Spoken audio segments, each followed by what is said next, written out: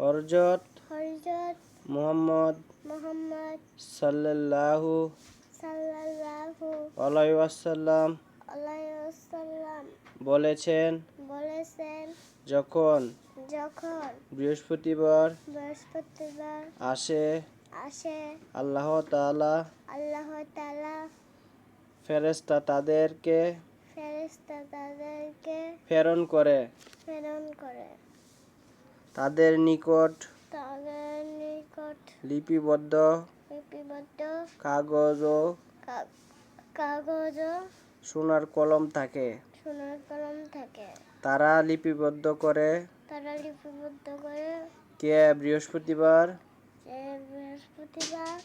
ও জুম্মার রাতে